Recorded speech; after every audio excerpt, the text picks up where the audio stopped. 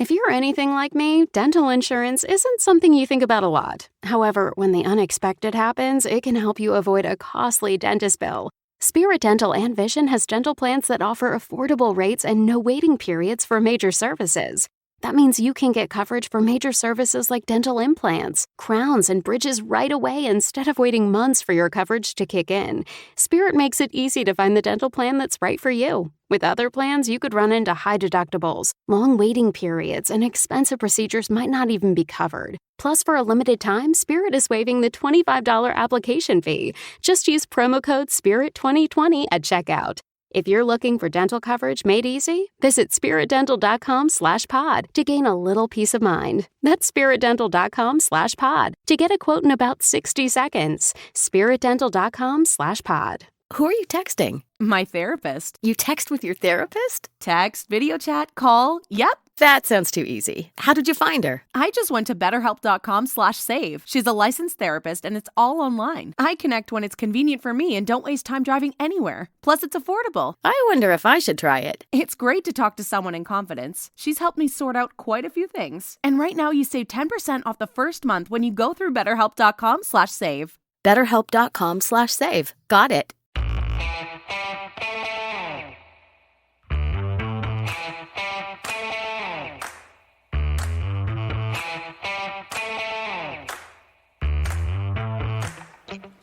All right, it's another film study. It is a by-the-numbers edition to get you ready for Sunday. Ken, Dan, how you guys doing?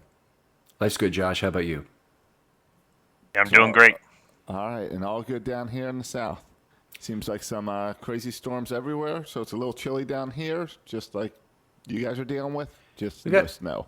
Actually got a little snow on Christmas. It was really, really weird. It was only flurries around here, but a little bit. Yeah, out in California, we got fires and really bad winds, so pretty different out here. So, all right, we've got the winds down here, just around 50 degrees. So, all right, a little something to work with. This by the numbers is brought to you, like everything we do right now, by MyBookie. You can hop on over to MyBookie and use the code RAVENS, so they will match your deposit halfway. If you put in $200. You'll get an extra 100 to play with. And as I've been saying all week, now's the time to do it because they're giving away free stuff every day you log into MyBookie. Today it was a $10 NBA bet, so you could have hopped on the Miami Heat like I did on Christmas Day. So make sure you're going to use the code RAVENS when you head on over to MyBookie so you know they came from Filmstudy. All right, guys, let's look at these numbers. All right, sounds good. All right, first number we got is 2.2. That's the yards per carry for James Robinson in Week 15. He ran it 16 times for 35 yards. The Ravens held him to his lowest yards per carry in 2020 and his second lowest total yards in 2020. They were able to do this a lot by using 8+ man boxes. He actually ran into 8+ man boxes 50% of the time, which was the third highest in Week 15. He actually, looking at another metric, he had an efficiency score of 6.75, which is the highest in Week 15. Efficiency score is calculated by taking the total distance of player traveled compared to the rushing yards gained. So he was kind of trying every different hole, but wasn't able to break a run against the Ravens. Real stout run defense. Okay, 6.75 means he's moving more laterally than north and south. Lots of stretch plays, not getting north and south distance. Exactly, yep. Okay, so 6.75 yards traveled per yard gained. Exactly, yep. Okay. That's a clear way of saying it, yep. All right, fantastic. Okay, now, so that was the highest, which means it's really the worst, is what I want to say. Yes. Yep, exactly. Okay. It's not a good one to have. All right, I got it. All right, we'll go to the Ravens side. The number of defensive backs used by the Ravens versus Jacksonville, 5. Now, I don't have the exact date this last occurred on, but it has been a long time since the Ravens used only 5 defensive backs in the game. If you think about it, anytime they play the dime defense, they normally, even one snap in a game, they play 6. Well, this is the first time this has happened in quite some time. The Ravens are rotating. They've had injuries. They had other things that have gotten them 6, 7 defensive backs, but they are right now dangerously thin in the secondary. Really had 3 cornerbacks they wanted to play in that game. Unfortunately, they all played reasonably well, but also have only 2 safeties currently, which is scary as heck week after week that an injury is coming. Ravens desperately need Marcus Peters and Jimmy Smith back. Jimmy Smith now ruled out for Week 16. Marcus Peters is questionable. Yeah, questionable, but hasn't practiced in 2 weeks or something like that. So looking like we might get another one of those 5 DB games. So, all right, that leads me to my next stat. Looking back, 133.1, 115.6, and 101.8. Those are the passer ratings for Lamar in his last 3 weeks since he came off of COVID. In addition to those strong passer ratings, looking at players with at least 10 carries over the last 3 weeks, the number one is Gus Edwards, 8.35 yards, and Lamar is actually number 2 with 7.85 yards. So he's been turning it up, passing and running the ball since he came back. Per Jonas Schaefer, he ranks number 3 in passer rating since coming back and number 2 in yards per carry. Pretty much in every metric, he's just been lighting it up since he came back. Even Greg Roman spoke about how well he's been playing since he came back. Some of this is driven by level of competition, but it's just great to see how strong he's come back off of the break, and then really finishing strong this year. Yeah, this is peaking at the right time in every sense of the word. I mean, if you even go back to 2019, sitting out that last week, then having an off week, he won't have those 2 weeks off this year. The Ravens need him to continue doing this for the next 2 weeks and go into the playoffs, hopefully fresh and hot, more importantly, that goes. But it's been tremendously fun to watch Lamar these last couple of weeks, that's for sure. I'm going to give you 3 more numbers for my second set: 3, 4, and 9. 3, the number of targets for Tramon Williams. 4, the number of targets for Anthony Averett. And 9, the number of targets for Marlon Humphrey, who had 2 pass interference penalties and allowed 7 catches in this last game. It's really weird that the Ravens had a backup set of corners essentially as the supporting cast for Humphrey, and Humphrey ends up being the guy who gets targeted. And normally that might occur if they were chasing a receiver. They didn't do any of that. It wasn't like Humphrey was on Chark every down or anything like that. They had a strict right cornerback, left cornerback situation between Humphrey and Averett, and with Averett being at right corner. And it's just very odd that Humphrey was accumulating all the targets. The Ravens obviously can't afford to be without him, but they also need him playing well. And as much as the Defensive Player of the Year is being talked about, I think Humphrey is probably not in consideration for that based on the number of penalties he's had this year. Yeah, he hasn't looked his brightest necessarily this year. Been struggling some with coverage, but I don't know that I would agree with that Jaguar play calling. If you're targeting a Humphrey, I'm still going to go against the other 2 guys if I had my choices. So we'll see how that plays out this week. All right, next number is 27%. That's Dez Bryant's snaps in Week 15. It was great to see him out there score his touchdown. What a cool moment to watch for him and watch the team celebrate with him. But unfortunately, the other side of that coin is that it dropped Willie Snead's play count down from 80% the week before to 65%, and Boykin down from 70% to 53%. So you've got to find those 27% of the snaps somewhere, and it's just it's a debate whether he's that much better than Snead or at all better than Snead and Boykin, and it's hard to see the other guys lose snap counts. Yeah, I don't think there's honestly a debate. I'm frankly kind of upset at the relative playing time of Dez Bryant at this point and who he's taking snaps away from. I never thought the Ravens needed him as a red zone threat, although I guess you could make the case that his comeback ability to the quarterback has been his 2 biggest plays of the year. That touchdown pass and what was it, about a 20-yard play earlier in the year where he came back almost, I think, behind the line of scrimmage actually to make the catch initially. If I look at the entire season so far, though, he's had 11 targets, I believe it is, for 3.9 yards per target. The closest other receiver on the Ravens is Patrick Ricard with 12 targets for 3.8 yards per target. That's the kind of threat we're getting with Dez Bryant. It's not that it should have been unexpected. It should have been very expected. And unfortunately, he's taking a lot of snaps to do that and doesn't have the ancillary value that obviously Ricard brings as a blocker. Right. All right, let me go on to a next stat, and that is 78% and 38%. 78% is the percentage of snaps for Calais Campbell from 2015 to 2019, 38% in 2020. Now, we knew he would play less with the Ravens just because they have a rotational system, but injuries and COVID have further depressed the total and obviously taken away his Iron Man status for this year. He's been very good once he's been playing. I mean, I think he has played at a Pro Bowl level when he's been in there, but he is, a player that the Ravens need to be healthy more often, and hopefully he'll be able to play down the stretch and we'll be through some of those COVID things. Obviously, in his case, as an asthma sufferer, a very severe ailment to have. Yeah, definitely. Kind of unforeseen that it would drop this low. One injury, but then COVID. It's not really something you can kind of blame on him going forward. So that's part of his snap, but it really has shown how important Derek Wolfe has been. Stepping in and playing at a really high level, and that's just been huge to have a second guy that can step in. But hopefully we can get Calais healthy for the final push. So, all right, jump to my next stat. Two numbers, 31% and 46%. So this is looking ahead. 31% is the pass rush win rate for the Giants, which is worst in the NFL. So that's when they're on defense.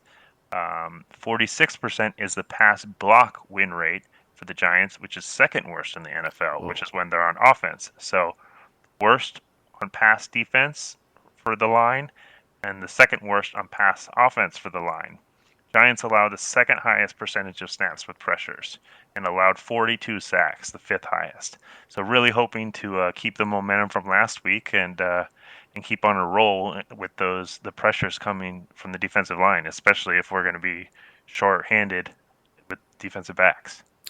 Yeah, this is an interesting week because I think what pressure the Giants do get will probably come from the inside, where Leonard Williams is, and it's less likely. And I think this is a good week for Fluker and Brown to really step up on the outside, have some island ability while they figure out some of the blocking assignments on the inside, and maybe even use chip blocks from the back on the inside, which is probably a little bit unusual. Had a guest from the Giants, covering the Giants, Nick Filato, on, and he really went to no end to talk about just how bad the edge defenders for the Giants are. It's a 6th-round pick, it's a 7th-round pick, it's a UDFA. I mean, they don't really have a lot of talent there that's currently healthy. So exciting, obviously, to go into a game where the Ravens might not face a big pass rush threat.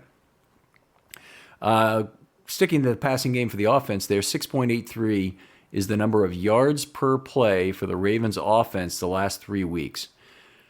For the first 11 games of this season, the Ravens averaged 5.34 yards per play. So they're up a full yard and a half in the last 3 weeks over the first 11 games. And I think you really have two things going on there. The depth of the funk had really reached a epic level, really, with the Pittsburgh game. Obviously, the second time when they were playing a JV team.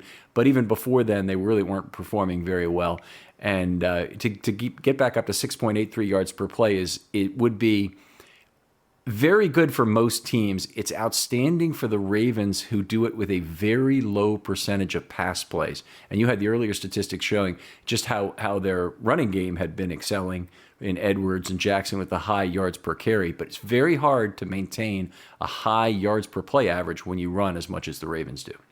Yeah, absolutely. They've got that high yards per play, but also a low variance, which leads to continued success throughout the drive, which is so key. And that's where their strength was last year, and I really love how it's playing out this year, especially of late. So, last one is three numbers: 87%, 95%, and 81%. These are the playoff percentages from 538 for the Ravens. So 87% is going into Week 16. And then the other two numbers are based off of the events from the Miami game on Saturday. So if Miami loses, the Ravens' playoff percentage jumps up to 95%. If Miami wins, it drops down to 81%. So we all got to be cheering for Oakland as much as we can on Saturday. Tremendous leverage on that game. Actually, there's surprisingly less leverage on the Ravens game this week, in large part because the Ravens are playing an out-of-conference game, and if they lose it, they can still catch Miami. So not as much leverage as there was, for example, on that Browns game looking back. But I'm in agreement with you on some of those things. The 538 playoff odds, I think there may be a hidden clunker in terms of the inputs on this. And I want to go over that with you, Dan, for my last stat. So you're the perfect guy to do this with. Let me start with this because you're an actuary. I know you understand how probabilistic math works and or probability math works. And we're just going to go through this one at a time. As a business owner, you eventually realize you can't do everything. You need a team to grow your business. But hiring is complicated. Belay, an innovative staffing solution, has successfully matched thousands of small businesses with virtual assistants, bookkeepers, and social media strategists to meet their staffing needs. And they can help you, too. So whether you need part-time or full-time help, they have the right team member ready to help you juggle less and accomplish more. Learning more about Belay is the easiest thing you'll do today. Just go to belaysolutions.com. That's BELAY solutions.com to find out if staffing through Belay will give you time back in your day to focus on what only you can do, while Belay finds the assistant, bookkeeper, or social media help you need. This year has us all wanting to be healthier, and that includes our eye health. But how do you get vision coverage if you're retiring? It's actually pretty easy. VSP, the vision coverage many people get through work, offers individual vision plans. Enroll anytime, on any device, and start using your benefits the same day. You don't need to be an employee to get employee-level vision coverage. Visit VSPdirect.com today. That's VSPdirect.com.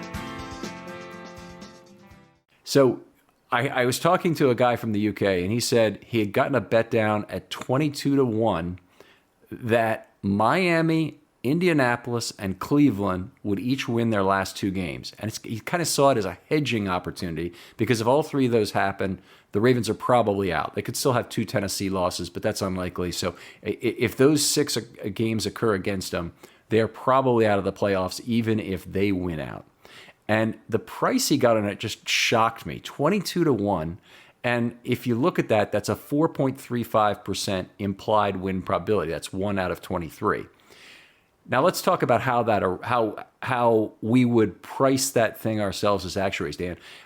I think the three events, the Miami-Oakland game, the Indianapolis-Pittsburgh game, and the Cleveland-New York Jets game are all independent this weekend of other items. So I'm just going to give you my probabilities on that, and they are backed up by current aggregate money line wagering on Odds Checker. Miami beating Oakland is at 58%. Miami wins that game. Indianapolis beats Pittsburgh is 53%, and Cleveland beats the New York Jets at 80%. And that's not like the Ravens don't have a good chance to get in on any one of these six games. But it's kind of like they're hoping a 7 gets rolled, or they're hoping for certain die rolls to come up on these games. It's just that it's not good. It's certainly far from automatic. If I multiply 0.58 times 0.53 times 0.80, I get to 24.6% that the Ravens are still in need of help after Week 16. Yep, makes sense so far. Okay, so now the next question, of course, with this is, how do I assign the Week 17 probabilities given those three things happen in Week 16? And I want to start with the Indianapolis-Jacksonville game because I think it's truly independent of other action. Indianapolis will need to win that game. I'd say it's 80%. 538 has it at 89% currently. Either way, it's a high percentage game that Indianapolis is going to beat Jacksonville. Unlikely we get our help from there. Also, Jacksonville would be potentially giving up the number one draft pick if they win that meaningless game in Week 17. You don't actually see teams too often tank, but they might make some personnel decisions in there that slightly enhance their chance to lose that football game, whether it's try out a new quarterback, try out a new wide receiver, deactivate someone for attitude problems, whatever it might be. Yep. I think James Robinson might be sitting because of injuries, so that could be something they do as well. Oh, wow. Okay. Don't want to take a chance for him next year when you have a chance for the number one draft pick. Exactly. So number 2 is the Cleveland-Pittsburgh game. Well, there's no doubt about Pittsburgh motivations because in this assumption, the Pittsburgh has already lost to Indianapolis the previous week. So Pittsburgh will need this game to win the 2 seed, to win the division. I don't know how much they think that matters this year. Obviously, home field advantage has not been much, but I think their fans think it matters, and I think that's enough for them. I also think they'd be crazy not to fix what's wrong with that team during the regular season. I just don't think they're necessarily good enough. I would say that Cleveland should be about a 6.5-point favorite at home versus Pittsburgh, and that makes it a 70% chance that Cleveland beats them. Yeah, they're definitely going to be motivated, so I agree with you on that one. So. Yeah. You think I have it pegged close to accurate at 6.5? I think both those teams are so hard to figure out. That'd be one I would stay away from. I'm on the line for sure. Okay, well, fair enough. And then the Miami-Buffalo game is the real issue here. Buffalo can tie up the number 2 seed this week, and there's a couple things that have to happen for them to do that. Pittsburgh has to lose, which we've already got in our set of assumptions. Yep. Okay, they have to win, and who are they playing this week? They're playing... I should know that, but I don't. Okay. They have to win. It's nobody good. See if you can look that up for me, Dan, while I finish the rest of this explanation. Yep. And the other thing is Tennessee has to lose to Green Bay. So Tennessee, if they win both games and finish tied with Buffalo, would still have the tiebreaker. So they need several things to happen this week, but it's not that unlikely that all of them do occur. If that's the case, I honestly believe it's fairly unlikely that Buffalo will beat Miami in Week 17. And the reasoning is this. Miami will actually be playing at Buffalo. Buffalo will certainly have a predilection to resting their starters just to get them a week off, to get them a week off, right, because there is no week off in the playoffs that they get. So resting Josh Allen seems like a very reasonable practice. And I think they might do that. And beyond that, if I'm the Buffalo Bills and I say, look, I have a choice here. We can beat Miami and then play Baltimore next week. Or we can lose to Miami and play Miami again next week, who, as much as you might think of the Miami Dolphins, they've beaten no one this year. They right now are a team that you would certainly think would be an easier match for the Buffalo Bills, and certainly in Buffalo, than Baltimore would be. I don't see their motivation behind this. Yeah, so just to fill in the gap, Buffalo plays New England next week or this week, and New England's out of the playoff race. So that should be, considered a reasonable chance for Buffalo to win this week. So, and then I agree with your argument. I think Buffalo, it's all kind of comes down to the coach's decisions, but assuming the coach does decide to rest people, does decide that they'd rather not face Baltimore, they'd rather face a Miami team, which I think they would likely believe is an easier opponent. They could go in kind of resting quite a few people, which would make that make the Miami victory much more likely. So. Well, anyway, the point I'm making on this is that I think Miami to beat Buffalo is probably about 75%, and the 538 model has it for 25%. So they're saying the Bills are 75% likely to win it. That is the major disconnect between the two ways we've priced this same wager. And so effectively, I'm saying I think Miami should be about an 8-point favorite if Buffalo's got the division wrapped up going into Week 17. I think it's likely, obviously, that will happen. Given the assumptions here, there are 2 games that have to occur. But anyway, if that's the case, and 75% times 70% times 80%, I get 42% of no help coming in Week 17, given no help occurs in Week 16. I multiply then the 0.42 times 0.246, and I get to 0.103, or about 10.3%, that the Ravens get no help in either Week 16 or Week 17. And they still have the option, they still have the possibility of getting help from Tennessee losing 2 games. I don't think that's really, a particularly likely path, but it is possible. And so this fellow in the UK who got a 22-1 custom bet, I think got a great price on it. It doesn't make sense to me. The implied odds should be 4.35%, and he's getting something that has a probability of occurring something more like 10%. Yeah, it definitely seems like they calculated those odds without thinking kind of through the full picture of motivations going into Week 17. So I think that, from his perspective, that's a great bet. From Ravens fan perspective, We hope he loses it. yeah, exactly. Yeah, I like the 4% much better than the 10% chance of getting no help. So Yeah, well, he says he's only got 10 quid on it, and he'll be happy if he loses this one. So I'm glad. If I saw a wager like that, honestly, I would really be trying to figure out how big a move I would want to make on it. I mean, there are tax complications in the U.S. because we have to pay taxes on our gambling winnings, but that's would be a very exciting proposition. Anyway, Dan, always a pleasure to do this show with you, my friend, and we'll talk to you next time on Film Study.